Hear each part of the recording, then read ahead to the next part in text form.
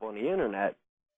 And then I called him up and said, listen, I want to tell you I recorded our phone calls. It was wrong of me. I put it on the internet, this and that.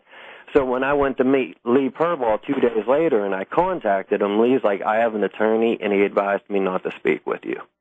You taped his phone calls and put it on the internet without his permission? I didn't know. I had nothing to do with that, no. Okay. I was going out to meet him, and 2 days before that, someone else started contacting him and did that. Okay. Okay. And because of that, when I went to meet him, because there was no need for me to do that, he was going to meet me in person and let me film him, and it was all agreed to, you know. But, yeah, so he was the only person I know of that was there to see it allegedly hit the ground. Of the 12 people you interviewed, he was the only one? Yeah. I had, I talked to, the people I talked to 2 guys who saw Flight 93. And that was, their names Bob Blair and Doug Miller. And they both saw it. They were on Route 30. They were traveling east, said it was in front of them. And when they saw it flying, they said the wings were like at a 90-degree angle where they were vertical to the ground, but the plane was not upside down. And they said it was still at a good height. It was coming down in that direction. And they said it disappeared behind the trees because of the way the elevation of the land is. They were like, we couldn't see it anymore.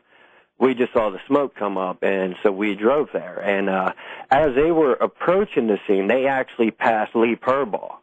They told me, well, they don't know who Lee Purball was. They told me, you know, we were getting there, and there was one guy in a truck leaving, and he stopped, and he's like, hey, a plane went down over there, and he jumped back in his truck, and he took off.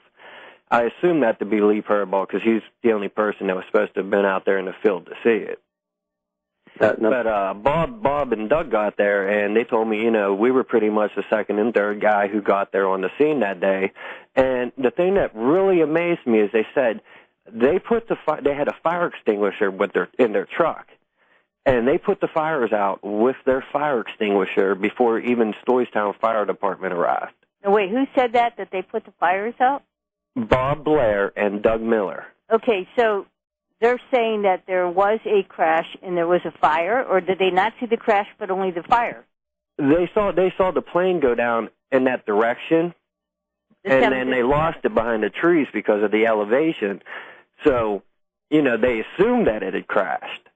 One of them even told me that they actually looked at the other one and said, you know, because they couldn't figure out where the plane went, do you think he could have pulled out of that?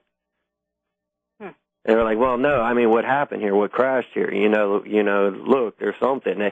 He said they saw, because I asked him what they saw, like, debris-wise, and he said there was a tire that was burning, and they said we couldn't get the tire out. We kept trying. We got everything else out. He goes, we'd get that tire, and it would just light right back up. He goes, there was that. He goes, there was something that looked like maybe a gearbox. He goes, and other than that, he goes, it was scrap. Now, enough scrap to be a plane, or what? Definitely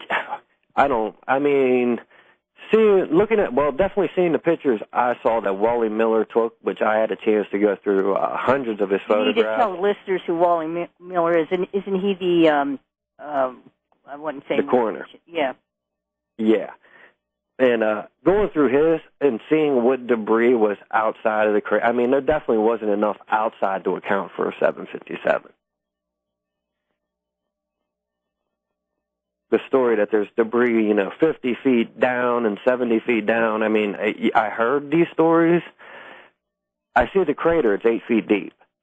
I don't know, they said they got stuff out deeper, but they didn't document anything that they removed from inside of that crater. When I asked even Wally Miller, because he told me, remains were recovered inside the crater and outside the crater, I said, well, did you photograph the remains inside the crater before they removed it, or the FBI? I said, what was the documentation process done on that? He was like, there wasn't any.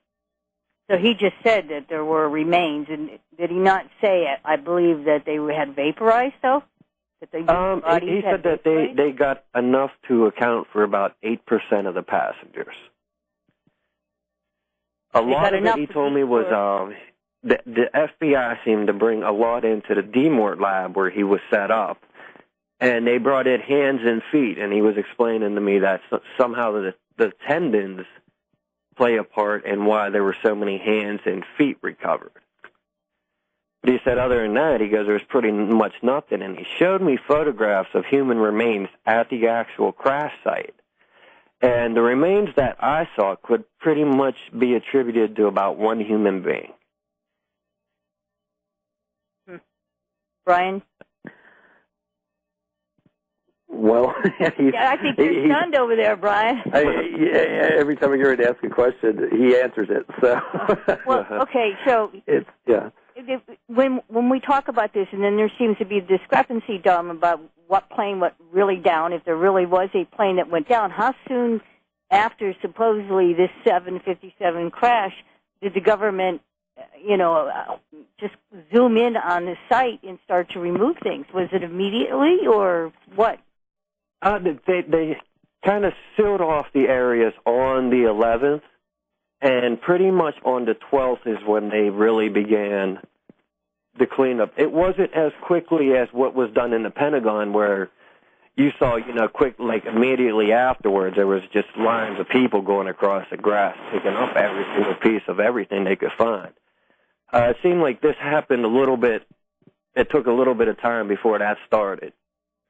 But then when they actually went and did that, they did it in a hurried manner, and they did the whole scene with, there was no crashing that was ever documented this poorly ever.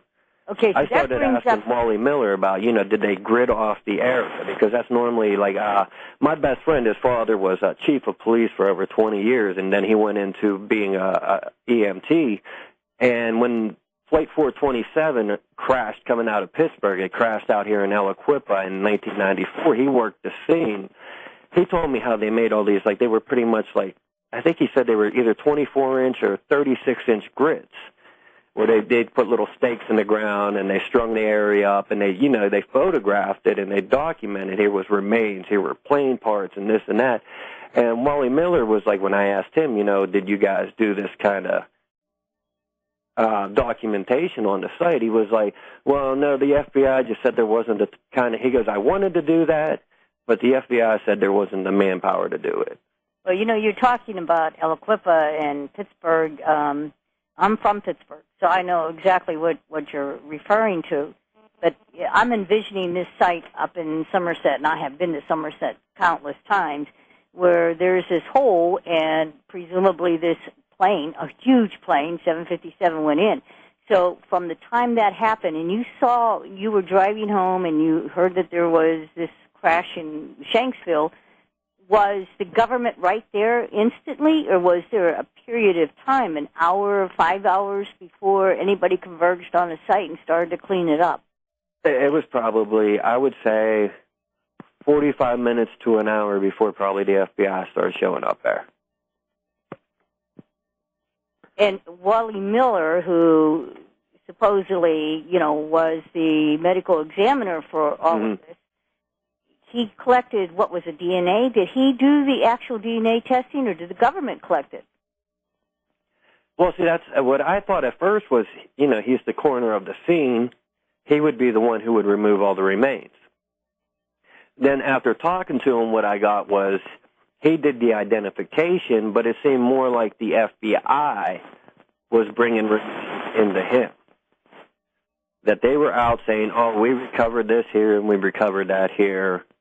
Here you go. So, in other words, the government actually is the one that came out and said that they did the testing and they took the DNA and they came out with the results that said, yep, there were bodies there, and they were essentially vaporized except for some arms and legs, and that's how they made the DNA identification? Pretty much. Like, I think Wally Miller, he claims to have identified all of them. But from what I gathered in news reports and that when it first happened, I think the number of people he probably identified is more like 14 or 15. And the rest of them were sent off to the Armed Forces Medical Examiner's lab out in Maryland. I think it's in Rockford, if I remember correctly. And the rest of them, because they had much better, facilities for this, allegedly, that's where these remains ended up, and that's where the rest of them got identified.